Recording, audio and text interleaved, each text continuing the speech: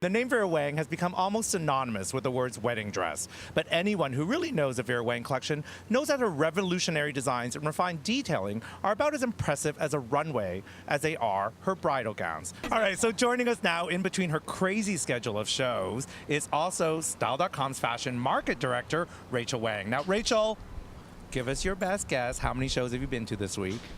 Oh my gosh, I haven't even thought about it, but probably 10 a day, and yeah, so... And are you exhausted? 50? 50? And it's only halfway through. Yeah. Well, I mean, shows plus appointments, I guess, so, presentations. All right, we're going to get you drunk on cupcakes after this. That sounds delightful. I think you're going to need to do a shot of cupcake.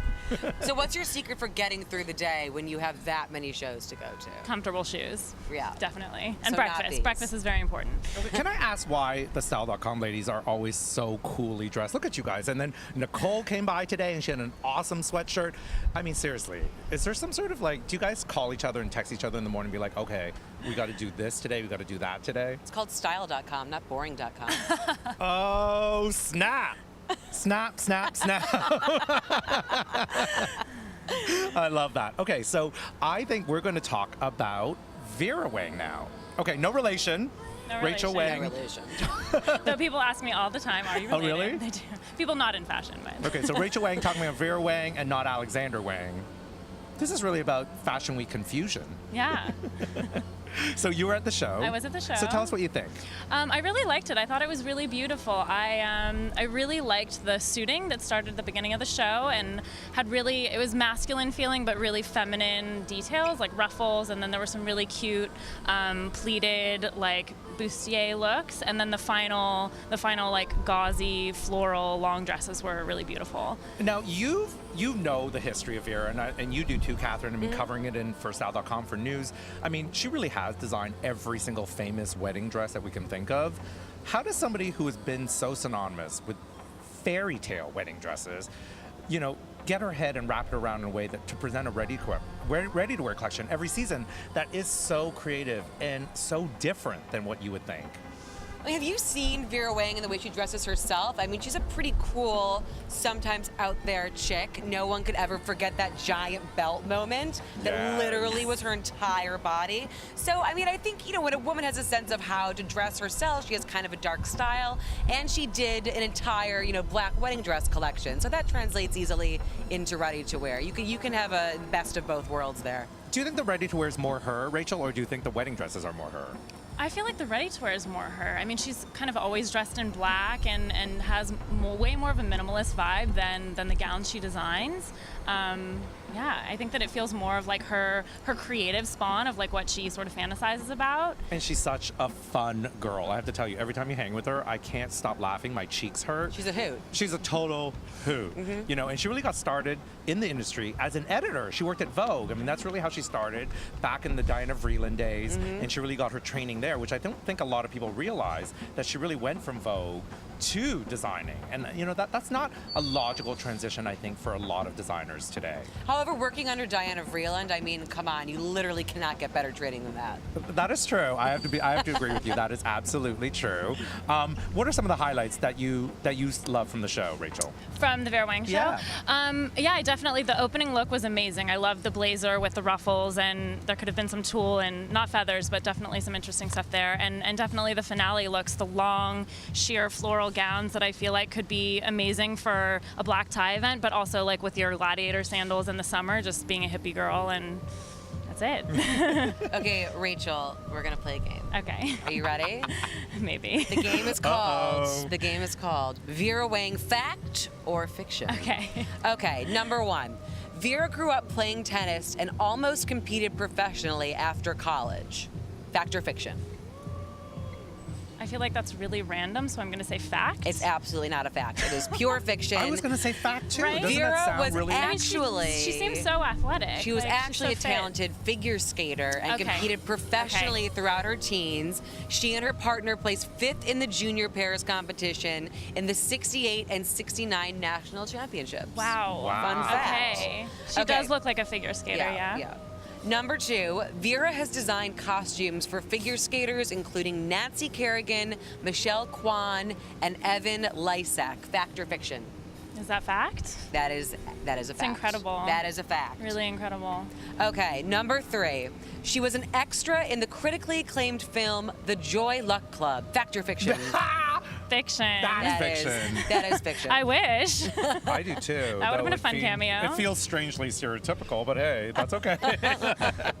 Happens. Okay. Moving on to number 4. Joe, do you want to read some? Oh, do you want me to do one? All right, are you ready? Okay, so Vera created a dress for Jennifer Lopez's wedding to Ben Affleck, estimated to be worth at least $15,000. Well, we all know that wedding never happened, and Jennifer never paid for the dress. Do you think that's true or not? I think that's fiction. That doesn't seem very nice, not to pay for the dress. Did she retain the dress? I don't know. I still love Bennifer, so don't ask me. It's but no, tricky. it's fact. She didn't pay for the no. dress. But I have to say, you know that a lot of designers really do this as a wedding gift for a lot of different celebrities. Mm-hmm. So in a way, whether the wedding happens or doesn't, I mean, the dress is done. What do you do with the dress? And it Right. belonged to somebody in a very special way. You're gonna have to dye it. I am going to give that one to Bennifer. Okay, one more. I'm going to say this right now. All right. Vera's father refused to pay for her to attend design school, so Vera ended up studying at NYU's Stern School of Business. Fact or fiction? I'm going to say that's fiction. Oh, you guys are good. That's why you go to 50 shows. That is fiction. Vera studied drama and art history at Sarah Lawrence College. Nice. All right, see? You do know your sister well. I guess so. We're going to keep you around to talk about Alexander Wang and every Wang in town. Amazing. That sounds like a lot of fun.